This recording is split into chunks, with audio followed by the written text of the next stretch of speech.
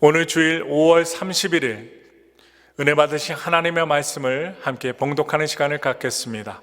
오늘 은혜 받으신 하나님의 말씀은 구약성경 다니엘서 6장 10절의 말씀입니다. 구약성경 다니엘서 6장 10절의 말씀을 우리 다같이 믿음과 소망으로 함께 읽겠습니다. 다니엘이 이 조서에 왕의 도장이 찍힌 것을 알고도 자기 집에 돌아가서는 윗방에 올라가 예루살렘으로 향한 창문을 열고 전에 하던 대로 하루 3번씩 무릎을 꿇고 기도하며 그의 하나님께 감사하였더라. 아멘. 오늘 저는 지금 이 시간 함께 봉독한 다니엘서 6장 10절의 말씀을 통하여 감사로 일어나라는 제목으로 여러분들과 은혜와 소망의 말씀을 나누고자 합니다. 감사는 우리 인생을 일어나게 만드는 원료입니다. 감사하는 인생은 낙담하기보다는 일어나게 되어 있습니다. 비행기가 높이 오르려면 엔진을 돌릴 수 있는 원료가 있어야만 합니다. 아무리 성능이 좋은 비행기라 할지라도 원료가 떨어지면 추락할 수밖에 없는 것입니다. 그런 것처럼 인생을 높은 창공으로 활공하게 하는 원료는 무엇이냐? 감사입니다. 감사하면 건강도 일어나게 되어 있고, 감사하면 지위도 일어나게 되어 있습니다. 또한 감사하면 명예도 일어나게 되고, 감사하면 인격도 일어납니다. 또한 감사하면 신앙도 일어나게 되어 있고, 감사하면 우리가 매우 어려워하며 살아가고 있는 인간관계도 일어나게 되어 있고, 감사하면 실력도 일어나게 됩니다. 오늘은 감사하며 일어날 수 있는 힘을 얻는 주일입니다. 이 주일은 하나님의 말씀을 통하여, 예배를 통하여, 찬양을 통하여, 우리의 아버지 주님 앞에 드리는 기도를 통하여 우리에게 영적인 에너지를 공급해 주시고 은혜를 주시는 주일입니다. 이 귀한 주일, 저를 따라해 보시기 바랍니다. 하나님 감사합니다. 또 부모님을 생각하시면서 부모님 감사합니다. 또한 부부가 함께 예배를 드리고 있다면 부부가 서로를 생각하며 여보 감사합니다. 또한 어려운 환경이지만 그래도 살아가게 하시니 감사합니다. 이렇게 따라해 보시기 바랍니다. 감사하면 인생이 일어나게 되어 있습니다. 이 시간 거룩한 주일 예배를 통해 감사의 진리를 깨닫고 감사를 회복하고 감사로 일어나는 인생이 되시기를 바랍니다. 오늘 성경에 보시면 감사로 일어나는 한 인물이 소개되어 있습니다. 우리가 어떻게 감사함으로 일어날 수 있을까요? 먼저 첫째로 이미 일어난 일을 감사로 해석하며 감사 기도하며 일어나라. 그렇게 일어나야 돼요. 오늘 성경에 나오는 주인공은 다니엘입니다. 그는 이스라엘 청년으로 바벨론 포로로 끌려간 사람이었습니다. 그는 총명한 사람인지라 바벨론 느부갓네살 왕에 의해 총리로 발탁이 되었습니다. 오직 하나님의 은혜였죠. 포로에서 당시 가장 강대국이었던 바벨론 나라의 제2인자가 되었습니다. 바로 일어나는 인생을 살았던 것입니다. 느부갓네살 왕이 죽고 벨사살 왕이 되었을 때도 그의 인생은 추락하지 않았습니다. 그런데 바벨론이 메대라는 나라에 망했습니다. 나라가 망하면 당연히 다니엘의 인생도 제2인자의 자리에서 추락하고 실패하고 말았을 텐데 그렇지 않았습니다. 숙청당하지 않고 그는요 다시 총리의 자리를 유지합니다. 다리오 왕은 120명의 방백을 세워 나라를 다스렸습니다. 우리나라로 말하면 바로 도지사들입니다. 그리고 3명의 총리를 세웠는데 그 중에 한 명이 다니엘이었습니다. 임금이 바뀌고 정권이 바뀌었는데도 그의 인생은 계속 일어나는 것입니다. 역사적으로 연대를 보시면 그때 그의 나이가 적어도 70이 넘었을 때였습니다. 많은 나이죠. 그런 노년에도 불구하고 그의 인생은 일어나는 것입니다. 그런데 그에게 그때 위기가 찾아왔습니다. 잘못하면 모든 것을 잃어버리고 추락할 위기가 찾아온 것입니다. 그는요, 노예 출신이었습니다. 이미 정복한 국가인 바벨론의 총리가 다시 메데바사 나라의 총리를 하고 있으니 다른 경쟁자들이 가만히 둘 리가 없습니다. 그 당시 메데 그 정치하던 사람들이 이 다니엘을 그냥 둘 리가 없습니다. 죽이려고 합니다. 상대를 추락시키려는 가장 좋은 방법이 무엇이겠습니까? 여기서 두 가지 방법을 사용합니다. 4절을 우리 오늘 본문 다 같이 4절을 같이 읽어보겠습니다. 이에 총리들과 고관들이 국사에 대하여 다니엘을 고발할 근거를 찾고자 하였으나 아무 근거, 아무 허물도 찾지 못하였으니 이는 그가 충성되어 아무 그릇됨도 없고 아무 허물도 없음이었더라. 국사에 대하여 다니엘을 고발할 근거를 찾았던 것입니다. 비리를 잡으면 단숨에 정치권에서 무너뜨릴 수 있습니다. 쫓아낼 수 있습니다. 그런데 그들이 비리를 잡았습니까? 잘못된 흠을 잡았습니까? 아닙니다. 다니엘이 너무나도 충성되어 있어서 아무 허물도 아무 그릇됨도 찾아내지 못하였습니다. 그러자 그들은 다니엘을 제거하기 위해 두 번째로 방법을 사용합니다. 그 두 번째 방법은 무엇입니까? 7절을 보겠습니다. 같이 읽겠습니다. 나라의 모든 총리와 지사와 총독과 법관과 관원이 의논하고 왕에게 한 법률을 세우며 한 금령을 정하실 것을 구하나이다. 왕이여, 그것은 곧 이제부터 30일 동안에 누구든지 왕 외에 어떤 신에게나 사람에게 무엇을 구하면 사자굴에 던져넣기로 한 것이니이다. 무엇입니까? 법을 개정하는 것입니다. 다니엘을 잡을 수 있는 법을 만드는 것입니다. 30일 동안 왕 외에 누구도 섬기지 못한다는 법령입니다. 왕 외에 어떤 신에게나 어떤 사람에게 기도하면, 절하면 사자굴에 집어 던진다는 법입니다. 아주 무서운 법이죠. 이들은 다니엘이 늘 하루에 3번씩 하나님께 감사 기도를 드린다는 사실을 알았습니다. 다니엘이 빠져나갈 수 없는 올무를 놓았던 것입니다. 이런 일이 일어나면 우리 성도님들 같으면 어떻게 하시겠습니까? 이제까지 그렇게 신실한 믿음으로 살았습니다. 왕에게 충성을 다했습니다. 그래서 왕도 이 다니엘을 인정합니다. 14절을 보겠습니다. 오늘 다니엘서 6장 14절의 말씀입니다. 왕이 이 말을 듣고 그런 말미암아 심히 근심하여 다니엘을 구원하려고 마음을 쓰며 그를 건져내려고 힘을 다하다가 해가 질 때에 이르렀더라. 다니엘이 위기에 처한 것을 보고 왕이 어떻게 행동을 합니까? 심히 근심합니다. 건져내려고 힘을 다합니다. 얼마나 아끼는 신하였으면 그런 마음을 가졌을까요?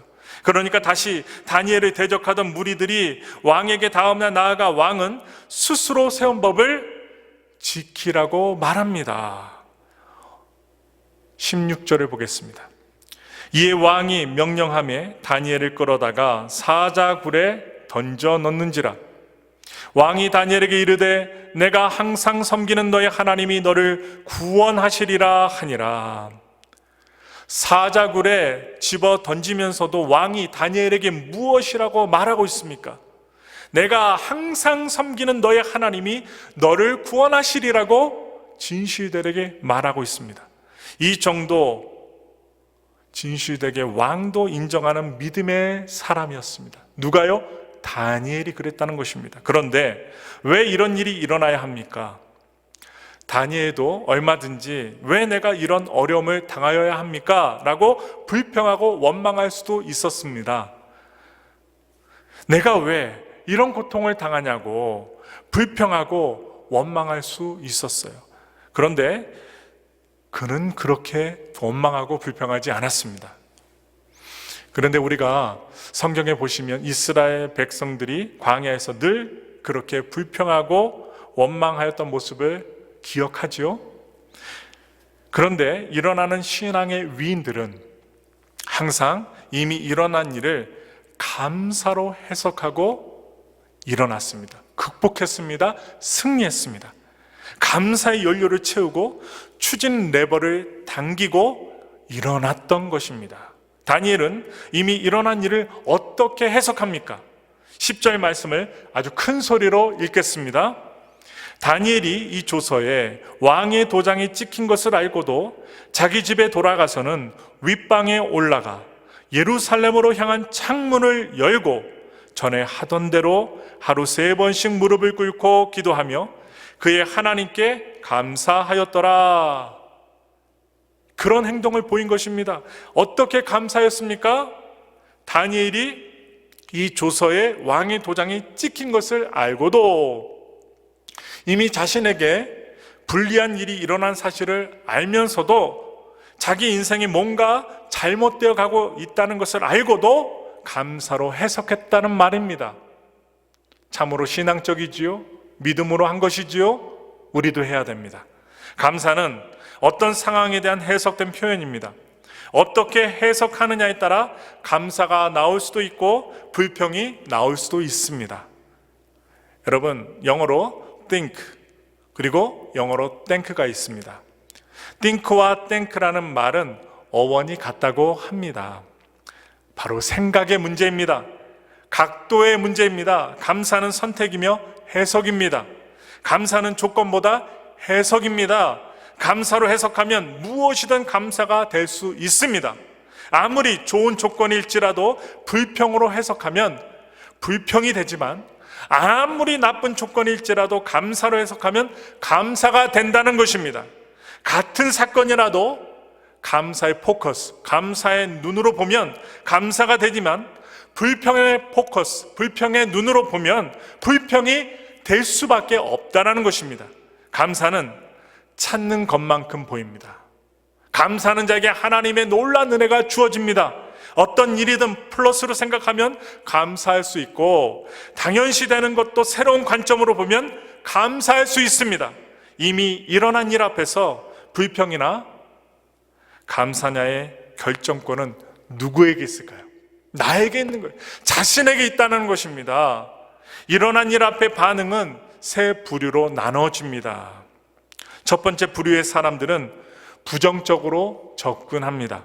부정적으로 접근하면 부정, 분노, 타협, 우울, 수용 이런 등의 단계를 거쳐가면서 이미 일어난 일 때문에 인생이 더욱 나빠지는 사람들의 부류로 볼 수 있습니다. 두 번째 부류의 사람들이 있어요. 될 대로 되라고 생각하며 아무런 대책 없이 그냥 일어난 일을 안고 위기에 파묻혀 살아가는 사람들을 말합니다. 또한 세 번째 부류의 사람들이 있습니다. 이 세 번째 부류의 사람들은 일어난 일을 긍정적이고 창조적으로 해결하려는 사람들입니다. 위기가 다가오면 인정하고 수정하고 상황을 감사로 해석합니다. 또한 절대신앙에 의존하고 창조적인 열정으로 문제를 해결하는 사람들입니다. 위기로 인하여 자신의 잘못을 발견하고 감사로 해석하며 하나님께 더욱 의존하고 절대신앙으로 다시 일어서는 사람들입니다. 감사로 일어나는 사람들은 항상 감사합니다. 불평, 불만이 없어요. 무슨 어떠한 상황이 다가와도 그들은 항상 감사합니다. 누구에게? 주님께 감사드립니다. 세브란스 병원에 이번에 암 수술을 앞둔 어느 한 사모님의 간증의 이야기를 해드리겠습니다. 위암 판정을 받고 수술을 하려고 의사가 그 사모님의 배를 위가 있는 배를 딱 갈랐답니다. 개복했답니다. 그런데 너무 암이 커져서 손을 댈 수가 없었어요. 하나님을 잘 믿었던 크리스찬 의사였던 그 주치의는 공책과 볼펜을 이 사모님에게 가져다 줍니다. 그러면서 얘기했어요. 사모님, 특별히 병원에 오셔서 할 일이 없으시니까 일생을 돌아보시면서 감사했던 일이 있으시면 열심히 치료받으시면서 적어보세요 라고 숙제를 내주었답니다. 그래서 감사를 적으려고 사모님이 펜을 들고 행동을 하는데 처음에는 그렇게 감사를 쓰는 일이 쉽지 않았답니다. 그래도 주치 의사 선생님이 하라고 숙제를 내주니까 그래서 억지로 감사를 적었답니다. 그러면서 시작을 했어요. 감사 일기를 시작했습니다. 첫 번째, 예수 믿어 구원받게 하시니 그 은혜에 감사드립니다. 배운 것 없고 성격도 못나고 또한 외모도 출중하지 못한데 목사의 사모가 되어서 교인들 사랑하고 또한 사랑받고 살아가게 하심을 감사합니다. 또한 세 번째로 아이들이 믿음 안에서 건강하게 자라게 하심을 감사합니다. 등등 여러 가지 감사의 조건들, 감사 이야기들을 써 갑니다. 며칠 안에 137개의 감사를 적었답니다. 그렇게 감사를 적었을 때 의사가 더 이상 할 일이 없으니까 사모님, 이제 복수에 물이 차면 병원에 오셔서 한 번씩 그 복수의 물을 빼시면 될 것 같고 이제 집에 가셔서 쉬시는 게 낫겠습니다 라고 퇴원을 시켰답니다. 그런데 퇴원하며 매일 감사일기를 이 사모님이 쓰셨어요. 자신의 인생을 돌아보면서 감사한 것을 가지고 계속 일기를 쓰면서 살았답니다. 계속 감사를 적다가 보니까 하나님께 감사한 게 너무나 많아서 은혜를 많이 받았다는 거예요. 은혜가 충만해졌어요. 내 삶이 얼마나 하나님의 축복 가운데 살았는지 감사하게 되었고 기쁨이 샘솟기 시작했답니다. 그래서 사모님이 그냥 있을 수가 없어서 아픈 몸을 이끄시고 교인들을 만납니다. 상담을 합니다. 신방을 했어요. 또한 불신자들에게 가서 기쁜 마음으로 전도도 하고 감사한 일들을 이야기했답니다. 또한 그들에게 기도도 해주고 또한 이런 감사일기 실행과 함께 전도, 상담, 이야기 등을 반복했답니다. 그런데 병든 것을 알았던 성도들은 이 사모님을 매우 바라보면서 걱정, 근심했다는 거예요. 사모님이 곧 돌아가신다는데 저렇게 돌아다니시면 어떻게 하나 성도들은 걱정했답니다. 그런데 사모님의 얼굴에서는 광채가 나기 시작했고 미음이나 죽을 먹고 또 밥을 먹으며 소화도 못 시키는데 어떤 때는 그냥 밥 먹는데도 소화가 잘 되었답니다. 식사를 정상적으로 하기 시작하였답니다. 너무나 정상적이어서 식사를 하여 몇 달 후에 병원에 가서 다시 재검을 받았어요. 검사를 한 의사는 깜짝 놀랐습니다. 사모님, 기적이 일어났습니다. 암이 기적처럼 다 나았습니다. 이렇게 기쁨의 소식을 알려주는 것입니다. 사모님이 깜짝 놀랐어요. 얼마나 기쁜지 몰라요. 감격의 눈물을 흘리며 하나님께 영광의 감사를 올렸답니다. 다니엘에게 일어난 감사의 기적이 바로 오늘 이 사모님에게도 동일하게 일어난 것입니다. 일어난 일을 감사로 해석하고 감사 기도하니까 다니엘에게 어떤 일이 일어났을까요? 22절을 보겠습니다. 나의 하나님이 이미 그의 천사를 보내어 사자들의 입을 봉하셨으므로 사자들이 나를 상해하지 못하였사오니 이는 나의 무죄함이 그 앞에 명백함이오며 또 왕이여 나는 왕에게도 해를 끼치지 아니하였나이다 하니라. 이미 하나님께서 천사를 보내어 사자들의 입을 봉해버린 것입니다. 막아버렸습니다. 해치지 못하도록, 상해하지 못하도록 하나님이 조치를 취하셨습니다. 기적이 일어난 것입니다. 넘어지지 않고 일어나게 된 인생을 살게 된 것입니다. 자신의 일어남을 왕 앞에서 간증하는 인생이 되었습니다. 사자들이 자신을 해치지 못한다고, 상해하지 못했다고 간증하는 것입니다. 이런 일이 일어남이 오늘 이 시대를 살아가는 우리들에게 동일하게 일어나길 소망해 봅니다. 어떤 일이든 일어난 일은 감사로 해석하며 감사로 일어나는 인생을 살아야 하겠습니다. 두 번째입니다. 앞으로 일어날 일을 하나님께 다 맡기고 감사로 기대하며 일어나십시오. 다니엘은 감사하되 어떻게 감사했습니까? 다시 오늘의 본문 10절의 말씀을 읽겠습니다.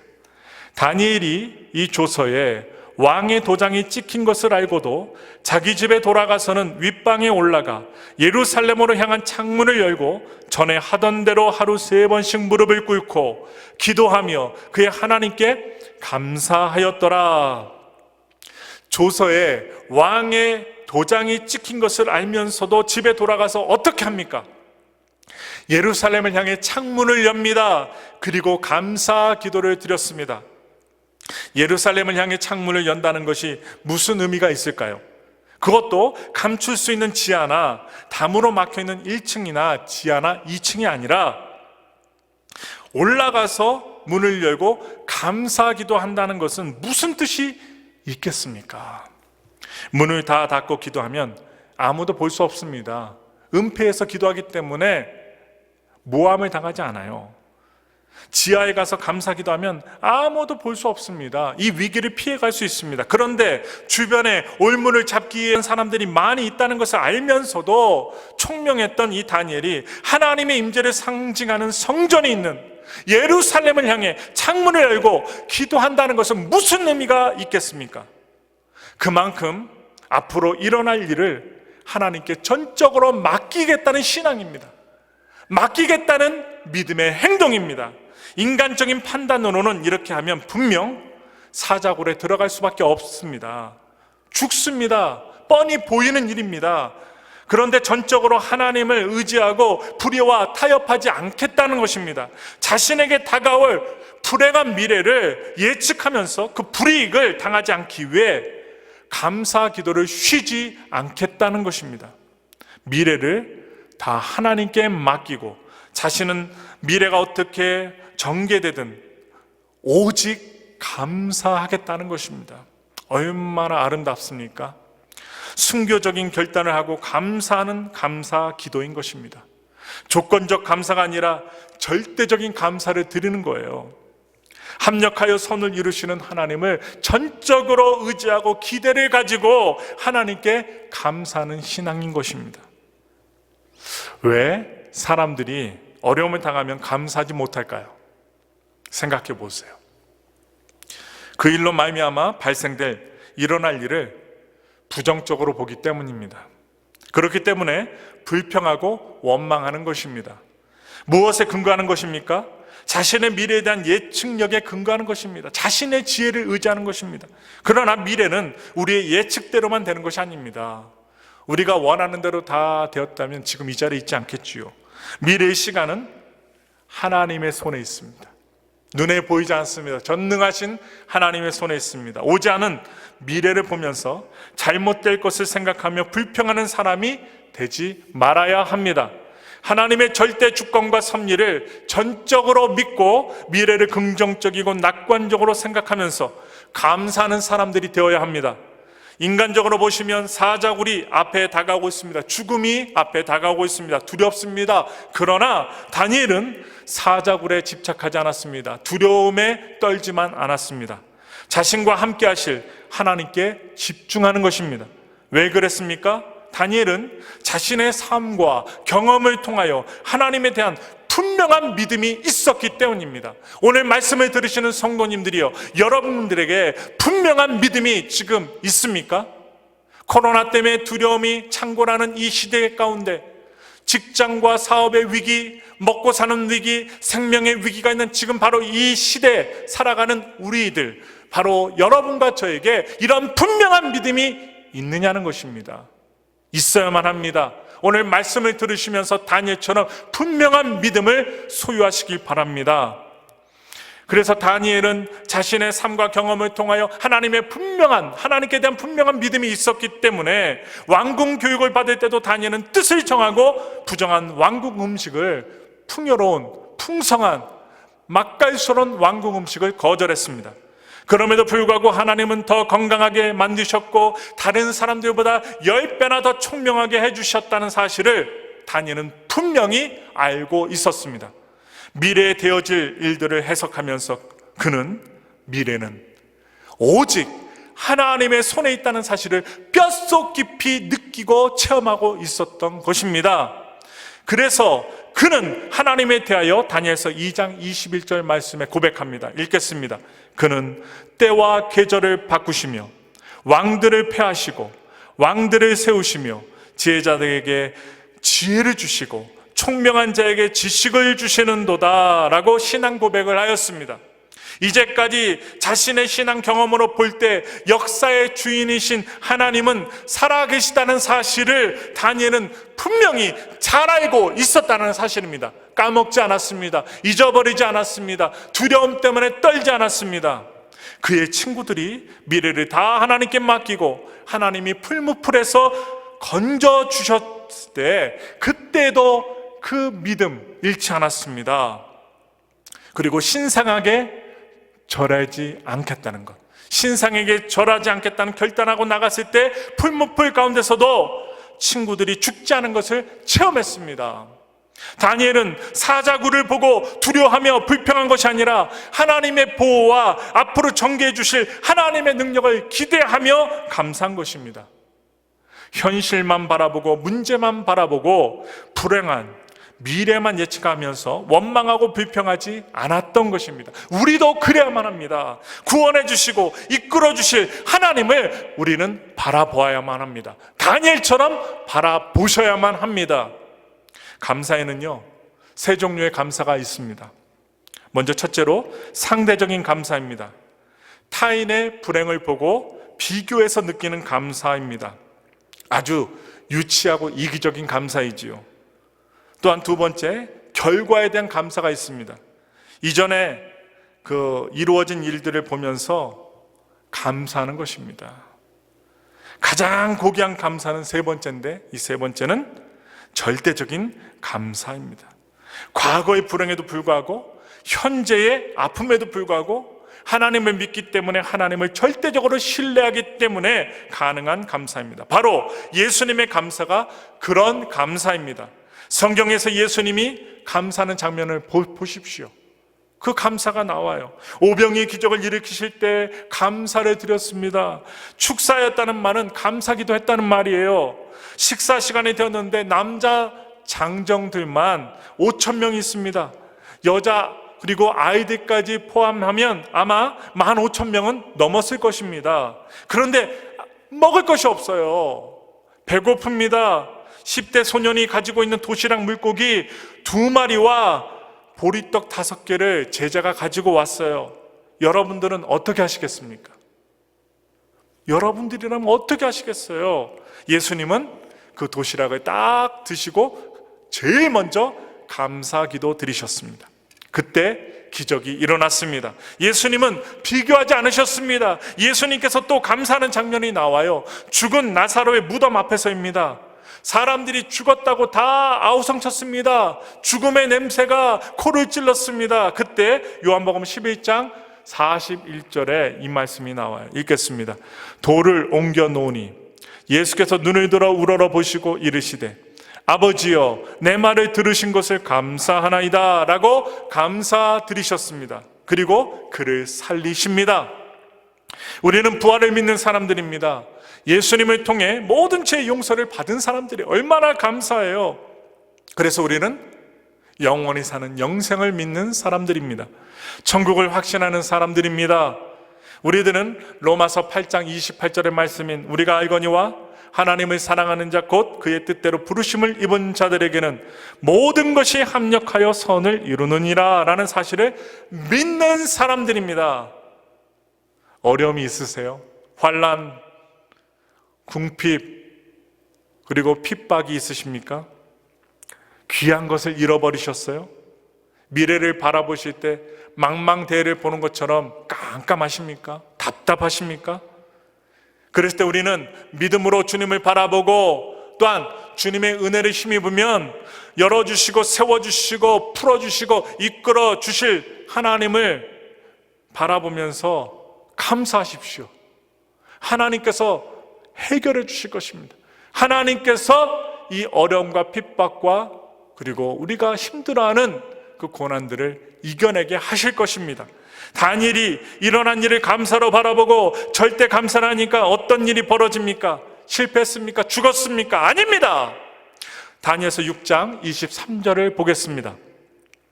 왕이 심히 기뻐서 명하여 다니엘을 굴에서 올리라 하매 그들이 다니엘을 굴에서 올린즉 그의 몸이 조금도 상하지 아니하였으니 이는 그가 자기의 하나님을 믿음이었더라. 아멘. 그의 감사의 기도가 실현이 되었습니다. 응답이 되었습니다. 죽음의 위기에서 건져내음을 받는 하나님의 응답을 받게 되었습니다. 24절을 보십시오. 왕이 말하여 다니엘을 참수한 사람들을 끌어오게 하고 그들을 그들의 처자들과 함께 사자굴에 던져넣게 하였더니 그들이 굴 바닥에 닿기도 전에 사자들이 곧 그들을 움켜서 그 뼈까지도 부셔뜨렸더라. 아멘.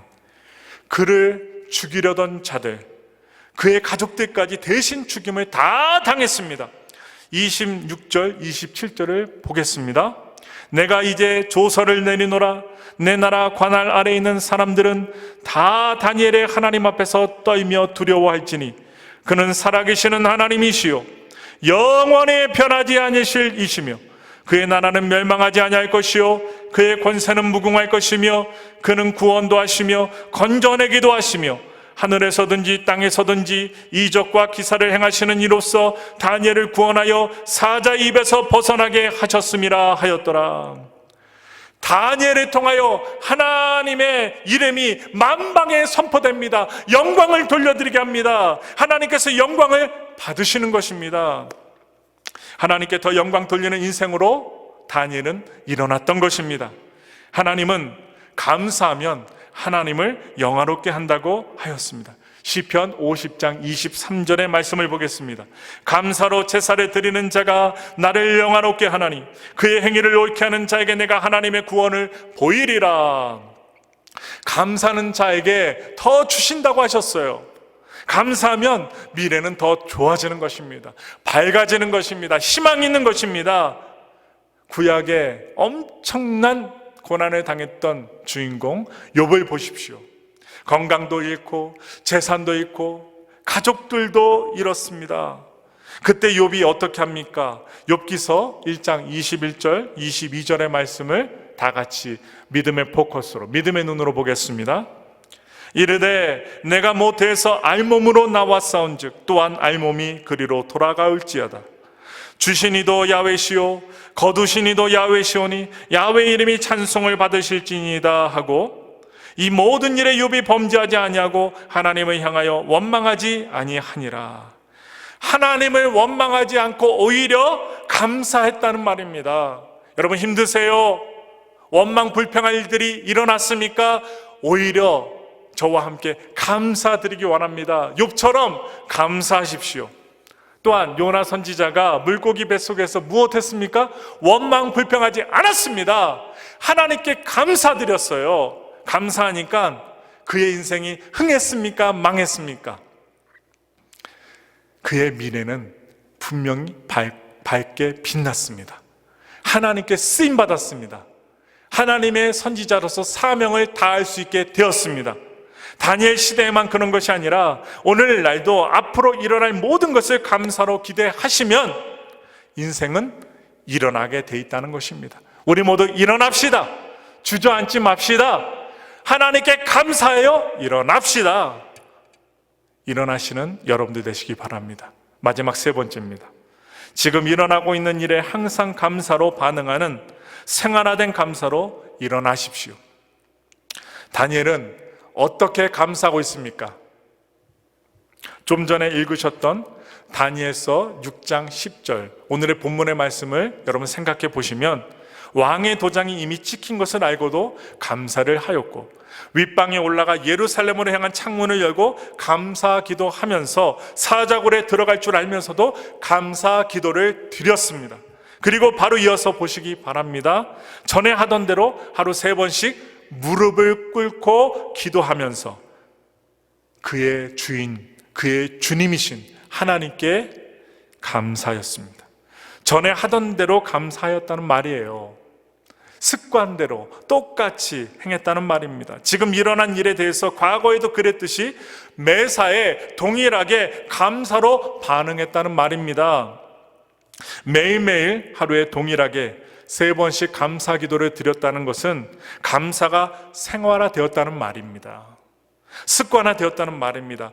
체질화되었단 말이에요. 이것이 생활화된 감사입니다. 인격화된 감사입니다. 체질화된 감사입니다. 어쩌다 한번 감사는 감사가 아닙니다. 비교할 수 없습니다. 죽을 줄 알면서도 이제까지 해왔던 대로 진실되게 하나님께 감사 기도를 드렸던 것입니다. 습관은요, 하루아침에 이루어지지 않습니다. 생각은 행동을 낳고 행동은 습관을 낳고 습관은 인격을 낳는 것입니다. 다니엘은 이미 감사가 생활화되어 있고 인격화되었다는 말입니다. 무엇을 하든지 감사하는 생활이 몸에 배어 있었던 것입니다. 이런 사람들에게 있어서는 조건이 문제가 되지 않습니다. 어떤 조건이 주어져도 감사하는 생활을 할 수밖에 없다는 것입니다. 부자가 되어도 감사 생활합니다. 가난해도 감사 생활합니다. 조건에 따라 감사하지 않습니다. 감사가 체질이 되어 있고 성품화 되어버린 것입니다. 오랜 동안 같은 행위가 반복되면 습관이 되고 습관이 오래가면 성품이 되는 것처럼 감사가 성품화됩니다. 도스토옙스키 너무나도 잘 아시지요? 그는요, 습관이란 인간으로 하여금 그 어떤 일도 할 수 있게 만들어준다라고 했는데, 습관을 통해 인간들은 어떠한 인생의 도전에도 극복할 수 있음을 알려주고 있습니다. 그러므로 우리는 더 나아가 습관화된 감사, 인격화된 감사, 체질화된 감사, 성품화된 감사를 하려면 감사의 습관을 만들어야 합니다. 매일매일마다 감사해야 된다고요. 진실로 마음의 정성을 담아서 하나님께 감사를 드려야 합니다. 예수님은 거룩한 습관을 가지고 사셨습니다. 습관은요, 헬라어로 에도스입니다. 이것은요, 종교적인 규례, 율법적인 전통을 의미합니다.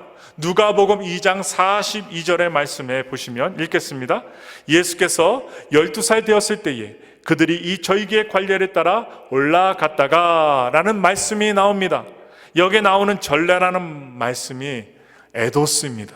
즉 예수님은 어릴 때부터 절기를 지키는 거룩한 습관을 가지고 계셨음을 알 수 있습니다.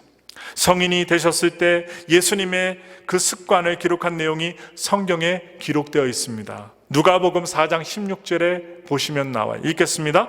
늘 하시던 대로 회당에 들어가사 성경을 읽으려고 서심해라는 말씀이 나오는데, 여기에 나오는 늘 하시던 대로가 바로 에도스입니다.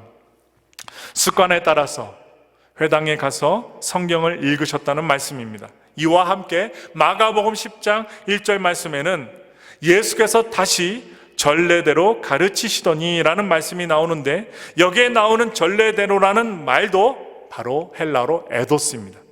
예수님은 말씀을 가르치는 것이 습관화되어 있었다는 말입니다.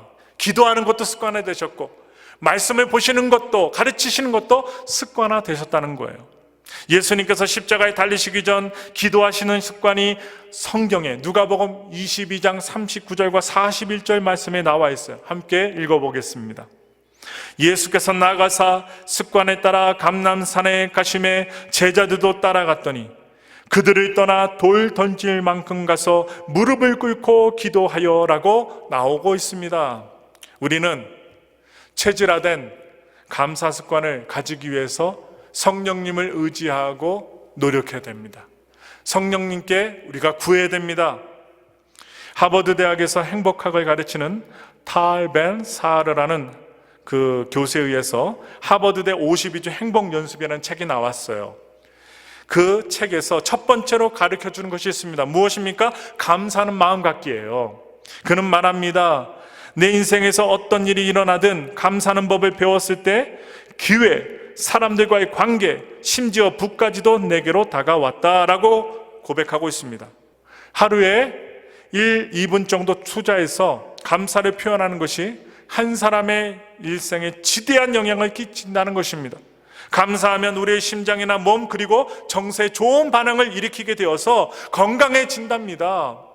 감사하십시오. 건강해질 수 있어요. 신체 조건이 최상화됩니다. 이제까지 감사일기를 쓰지 않았던 분들은 감사일기를 써보시기 바랍니다. 저와 우리 가족들도 한 반년간 감사일기를 한번 써봤습니다. 하나님께 감사할 일이 더 많이 나타난 것을 체험하였습니다. 그래서 기록하고 실천해야 습관화가 되니까 감사일기를 실천하시기 바랍니다.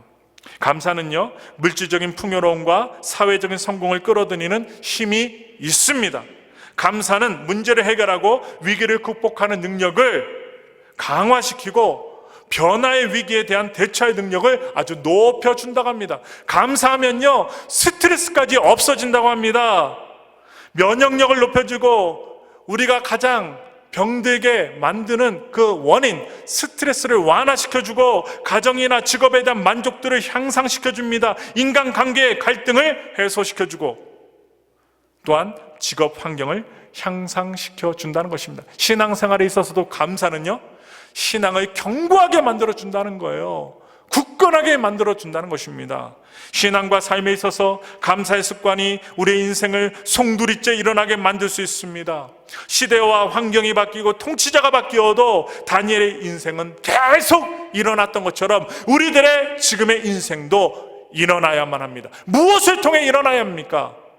감사로 일어나야 됩니다. 오직 우리 주 하나님께 감사하며 매일매일 우리의 삶을 맡기고 어려운 일이 있어도 좋은 일이 있어도 언제나 변함없이 우리가 매일매일 행했던 습관화된 또한 성품화된 이 감사를 항상 누리며 살아가시길 바랍니다. 그리하여서 코로나 바이러스로 인해서 모든 사람들이 주저앉고 낙담하고 추락하고 있는 이 시대 가운데 감사로 일어나는 인생들이 되시기를 예수님의 이름으로 축원합니다.